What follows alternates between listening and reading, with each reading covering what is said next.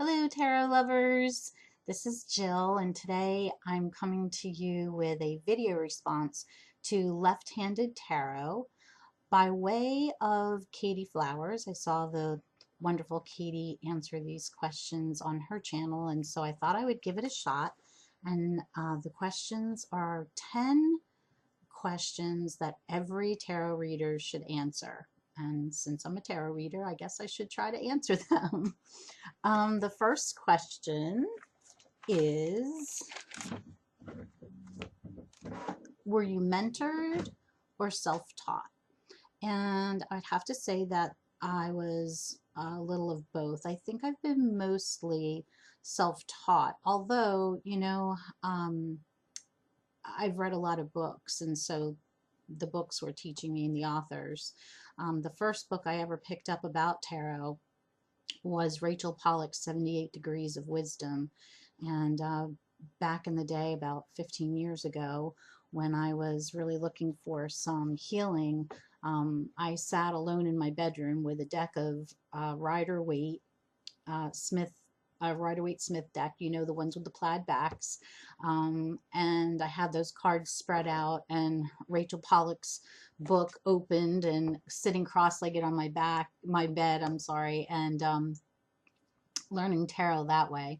And I sort of went from there to reading a lot of books and looking at a lot of things online. Just recently, this past spring, I really decided over the last year that I wanted to offer the type of reading that I do to other people professionally. I felt like I had just about the confidence I needed to start doing that. And so I took a class by a woman. Her name is Katrina Wynne. She's a psychologist, and she wrote the book Transformative Tarot Counseling, The High Art of Reading the Cards, and I'll link that below. But I did take a tarot class with her, an 8-week class in the spring, and it was transformative, and it was mind-blowing and expanding and powerful, and I would suggest anybody take that class that really is serious about reading cards. So if I was taught by any one person, I guess it would be her. And of course, I've been influenced by the videos that I've seen by Kellyanne Maddox. The second question is, are you a psychic or a tarot reader? I don't identify as being a psychic at all. I don't pretend to be able to really do anything psychic. I believe I'm an intuitive. I do believe I have that skill and that I am an empath. But most assuredly, I am a tarot reader and not a psychic. The third question is, are your predictions accurate and are they important to you? When the cards give me predictions, my predictions are accurate. I would have to say my predictions are pretty well accurate, although they're not important to me. When they present themselves, I, for the most part, offer them to people, but I'm not bound by predictive reading at all. My reading is more about self-discovery, healing, empowerment, getting to the next step, getting unstuck, those kinds of things. I'm not a fortune teller or strictly a predictive reader. 4. Is there anything that you can't predict in a tarot reading? That's really a tough question. I believe that there are things that I would not predict. I believe that there are things that I don't have the authority to predict, maybe is the word. You know, I would never predict the end of the world, or the end of someone's life, or I would never predict anything like that. And nor has that type of thing ever brought itself to me in a reading. So I are there things that I can't predict? I guess I would have to say yes. They haven't been brought to me yet, so I, yeah, that's a hard question. Hard question, Left Hand Tarot. Hard question. Question number 5. Do you use only tarot? In my reading with clients, I use mostly tarot. Sometimes I do use some oracle working with tarot, but tarot is always a component of my readings for other people.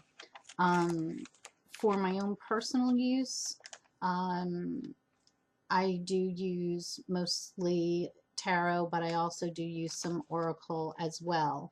And in my holistic healing practice, I am also a Reiki master teacher, so I use Reiki quite often in conjunction with tarot. Number 6, is the message in your head or in the cards? I really I loved this question because I personally am very often in my head. I am very analytical. I tend to overthink and overanalyze. But in my card reading, I'm not so much like that, because I believe that the cards speak and that it's my job to find the words to interpret what the cards are saying. So the message is most definitely in the cards, and it is my words which interpret those cards. Are you a priest or a fortune teller? Well, as we know, I'm not a fortune teller. I've never considered myself a priest or a priestess yet either. So I'm not a fortune teller. I would call myself more of an empowerer. I can't relate to priest or priestess, but I'm most definitely not a fortune teller. Number 8. Am I a fixer or a looker? Well, here again, in my real life, I would probably be more of a fixer. I am definitely the person to try to solve the problem. In tarot, somehow I'm much freer, or perhaps I'm more aware of my role as a tarot reader, because I believe that that role is to bring opportunities, interpret the cards, bring power to the person for change, bring opportunities to that person for change and for growth and for self-discovery, but definitely the power goes to the client. You know, the client always has the choice, and I am not a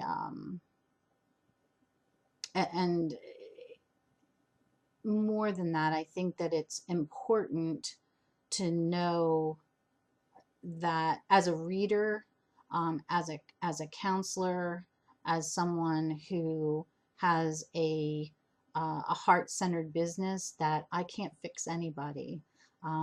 That goes with the client, with the person. So, number 9, do you give free readings or for a fee?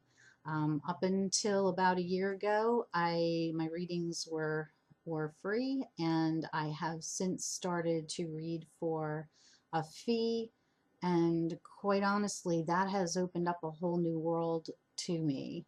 for me. I've met so many really cool people through my professional reading, um, through email, Skype, and in person. It's been, gosh, it's been a blessing for me. I hope to them as well. I think to them. And I'm so grateful that I am able to do this and bring this sort of healing tool to other people. And number 10, is there anything I won't predict? Well, I think I went over some of that in some of the other questions, but I would be very careful about predicting anything that had to do with health or death or anything involving a third party that's not present. I will not do readings for third parties that are not present. I would be very wary of predicting anything that had to do about world events. I think that there are things that are helpful and things that are not, and um, that there's a fine line that we walk through those types of messages. So this has been my video response to Left Hand Tarot via Katey Flowers. I really appreciate you tuning in. Take care for now and have a wonderful day. Bye-bye.